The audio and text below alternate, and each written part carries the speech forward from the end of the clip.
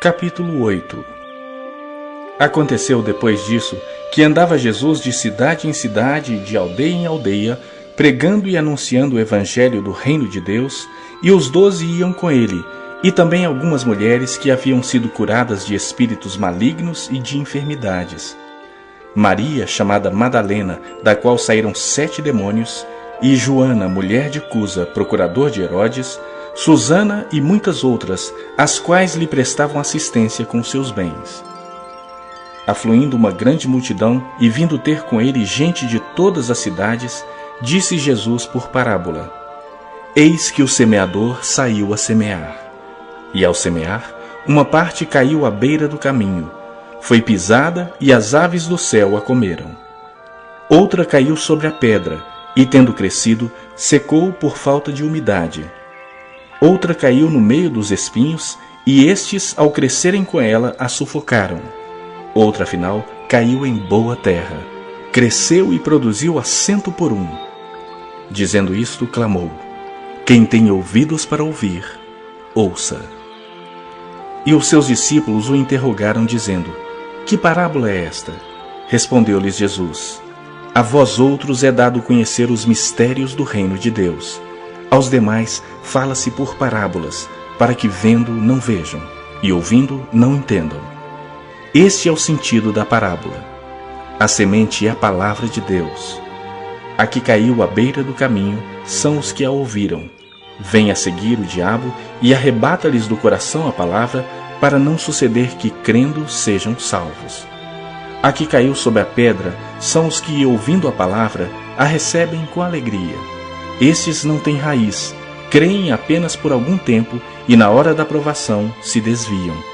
A que caiu entre os espinhos são os que ouviram e, no decorrer dos dias, foram sufocados com os cuidados, riquezas e deleites da vida.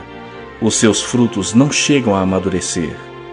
A que caiu na boa terra são os que, tendo ouvido de bom e reto coração, retêm a palavra. Estes frutificam com perseverança. Ninguém, depois de acender uma candeia, a cobre com um vaso ou a põe debaixo de uma cama. Pelo contrário, coloca-a sobre um velador, a fim de que os que entram vejam a luz. Nada há oculto que não haja de manifestar-se, nem escondido que não venha a ser conhecido e revelado. Vede, pois, como ouvis, porque ao que tiver se lhe dará, e ao que não tiver, até aquilo que julga ter lhe será tirado. Vieram ter com ele sua mãe e seus irmãos, e não podiam aproximar-se por causa da concorrência de povo. E lhe comunicaram: Tua mãe e teus irmãos estão lá fora e querem ver-te. Ele, porém, lhes respondeu: Minha mãe e meus irmãos são aqueles que ouvem a palavra de Deus e a praticam. Aconteceu que, num daqueles dias, entrou ele num barco em companhia de seus discípulos e disse-lhes: Passemos para outra margem do lago. E partiram. Enquanto navegavam, ele adormeceu. E sobreveio uma tempestade de vento no lago, correndo eles o perigo de sossobrar.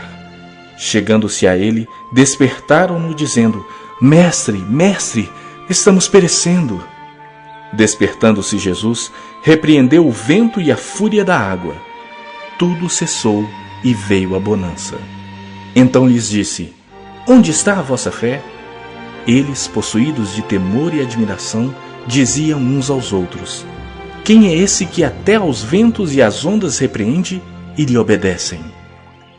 Então rumaram para a terra dos Gerazenos, fronteira da Galileia. Logo ao desembarcar, veio da cidade ao seu encontro um homem possesso de demônios, que havia muito não se vestia, nem habitava em casa alguma, porém vivia nos sepulcros. E quando viu a Jesus, prostrou-se diante dele, exclamando e dizendo em alta voz: Que tenho eu contigo, Jesus, Filho do Deus Altíssimo? Rogo-te que não me atormentes. Porque Jesus ordenara ao espírito imundo que saísse do homem, pois muitas vezes se apoderara dele. E embora procurassem conservá-lo preso com cadeias e grilhões, tudo despedaçava e era impelido pelo demônio para o deserto. Perguntou-lhe Jesus: Qual é o teu nome? Respondeu ele: Legião, porque tinham entrado nele muitos demônios.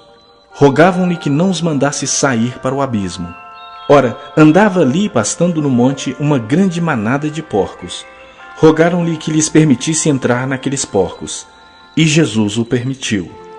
Tendo os demônios saído do homem, entraram nos porcos, e a manada precipitou-se despenhadeiro abaixo para dentro do lago e se afogou. Os porqueiros, vendo o que acontecera, fugiram e foram anunciá-lo na cidade e pelos campos. Então saiu o povo para ver o que se passara e foram ter com Jesus. De fato, acharam o homem de quem saíram os demônios, vestido, em perfeito juízo, assentado aos pés de Jesus, e ficaram dominados de terror. E algumas pessoas que tinham presenciado os fatos contaram-lhes também como fora salvo o endemoniado. Todo o povo da circunvizinhança dos Gerazenos rogou-lhe que se retirasse deles, pois estavam possuídos de grande medo. E Jesus, tomando de novo o barco, voltou. O homem de quem tinham saído os demônios rogou-lhe que o deixasse estar com ele. Jesus, porém, o despediu, dizendo: Volta para casa e conta aos teus tudo o que Deus fez por ti. Então foi ele anunciando por toda a cidade todas as coisas que Jesus lhe tinha feito. Ao regressar Jesus, a multidão o recebeu com alegria, porque todos o estavam esperando. Eis que vem um homem chamado Jairo, que era chefe da sinagoga, e prostrando-se aos pés de Jesus, lhe suplicou que chegasse até a sua casa, pois tinha uma filha única de uns 12 anos que estava à morte. Enquanto ele ia, as multidões o apertavam. Certa mulher que havia 12 anos vinha sofrendo de uma hemorragia e a quem ninguém tinha podido curar, e que gastara com os médicos todos os seus haveres, veio por trás dele e lhe tocou na orla da veste, e logo se lhe estancou a hemorragia.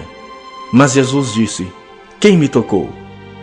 Como todos negassem, Pedro com seus companheiros disse: Mestre, as multidões te apertam e te oprimem, e dizes: Quem me tocou? Contudo, Jesus insistiu: Alguém me tocou, porque senti que de mim saiu poder. Vendo a mulher que não podia ocultar-se, aproximou-se trêmula e, prostrando-se diante dele, declarou à vista de todo o povo a causa por que lhe havia tocado e como imediatamente fora curada. Então lhe disse: Filha, a tua fé te salvou. Vai-te em paz. Falava ele ainda, quando veio uma pessoa da casa do chefe da sinagoga, dizendo: Tua filha já está morta, não incomodes mais o mestre. Mas Jesus, ouvindo isto, lhe disse: Não temas, crê somente e ela será salva. Tendo chegado à casa, a ninguém permitiu que entrasse com ele, senão Pedro, João, Tiago e bem assim o pai e a mãe da menina. E todos choravam e pranteavam. Mas ele disse: Não choreis, ela não está morta, mas dorme. E riam-se dele, porque sabiam que ela estava morta. Entretanto, ele, tomando-a pela mão, disse-lhe em voz alta: Menina, levanta-te. Voltou-lhe o espírito, ela imediatamente se levantou, e ele mandou que lhe dessem de comer. Seus pais ficaram maravilhados, mas ele lhes advertiu que a ninguém contassem o que havia acontecido.